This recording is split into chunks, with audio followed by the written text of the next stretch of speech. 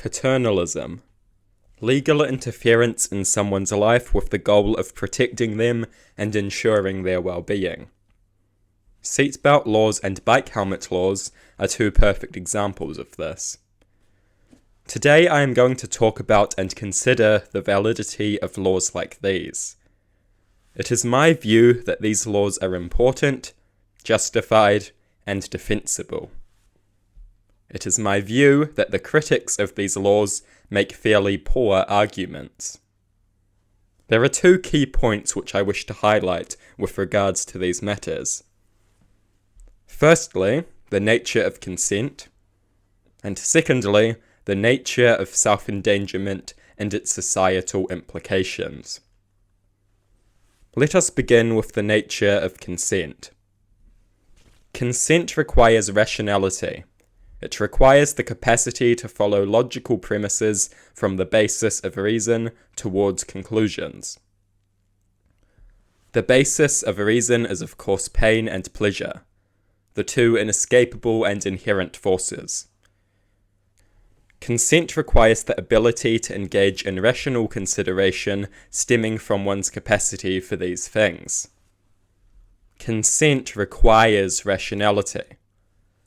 Sometimes when someone consents to something, they indicate irrationality, and therefore invalidate their own consent.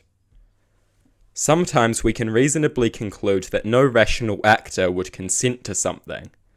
This invalidates the consent of anyone who consents to that thing. They have expressed supreme irrationality and a lack of capacity to consent in consenting to that thing.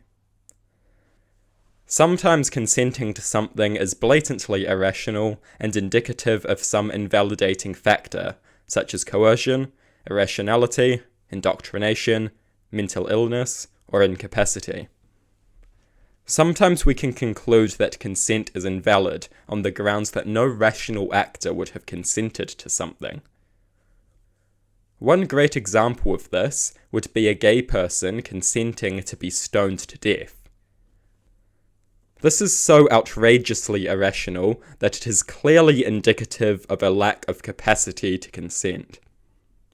Irrationality, indoctrination, coercion, mental illness, incapacity, or some other factor must be at play.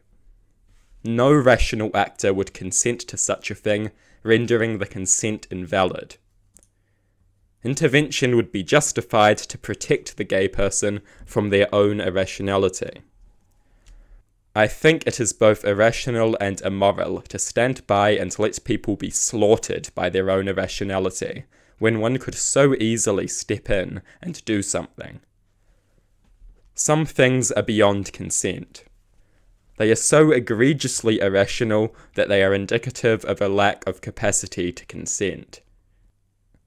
Any consent to such things is invalid.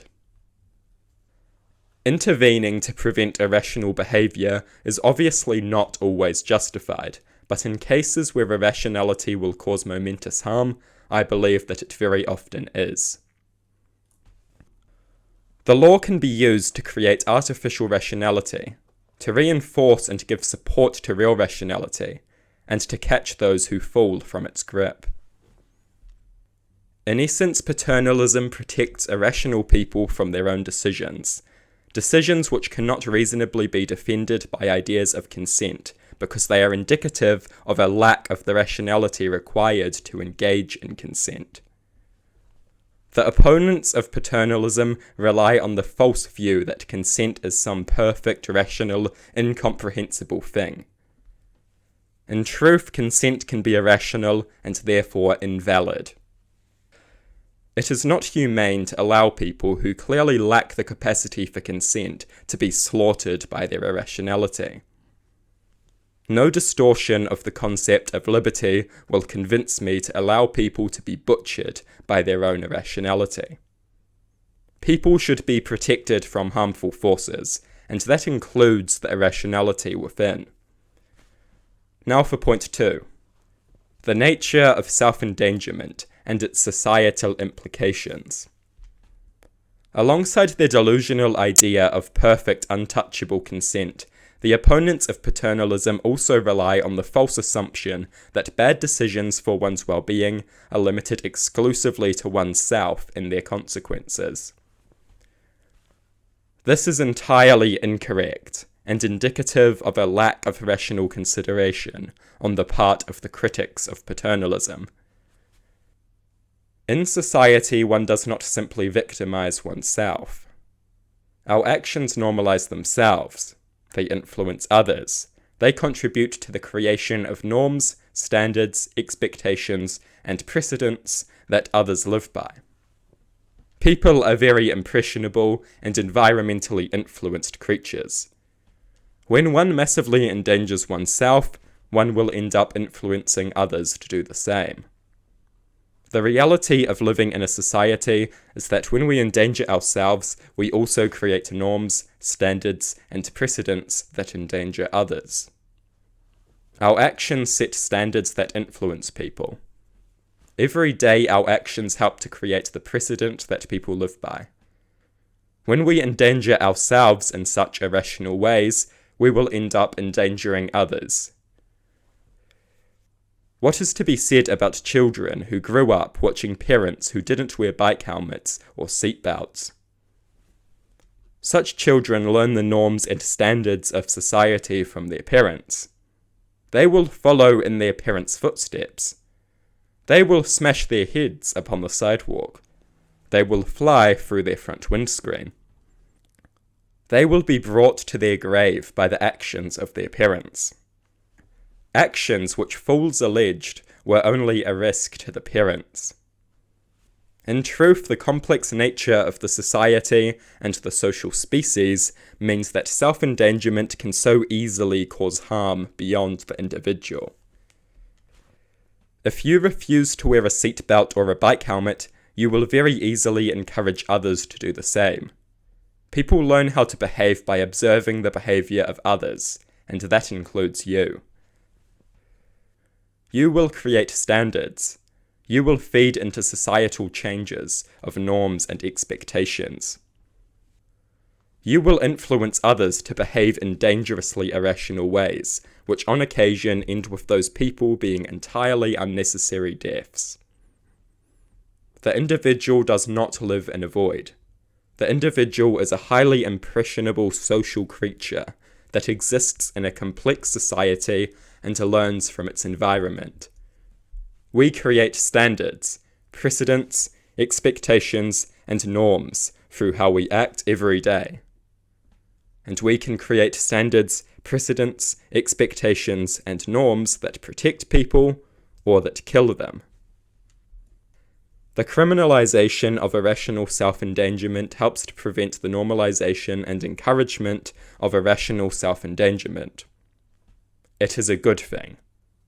It ensures that dangerous irrationality is not encouraged and normalized. The normalization and encouragement of irrational self-endangerment leads to nothing but death and suffering. Laws which seek to prevent that are rationally desirable and morally essential. Asking us to stand by and allow others to be slaughtered by their own irrationality will naturally corrode our empathy and compassion and undermine concern for the sentience and well-being of others.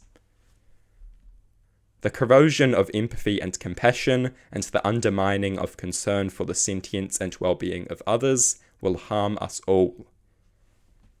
Some people believe that the theory of consent and the societal implications of self-endangerment that I have posited here will be easily exploited by authoritarians. Authoritarians will exploit any good idea to do bad things, and what's more, they don't even need any excuse to take away your liberty. We should not hold off on protecting people from their own irrationality out of fear that authoritarians will use it as an excuse for bad things that they will find an excuse for and do regardless. If we care for the well-being of others, as is our rational moral obligation, we must protect them from the harmful irrational forces within. This necessitates the creation of a conception of a perfect rational actor that can be used to judge whether consent is rationally possible and therefore valid, or indicative of irrationality and therefore invalid. We can judge what people consent to by reasonable rational standards to decide if that consent is valid or invalid. No rational actor risks their life for no gain by refusing to wear a seatbelt or a bike helmet. Therefore, paternalism-style laws with regards to these matters are justified.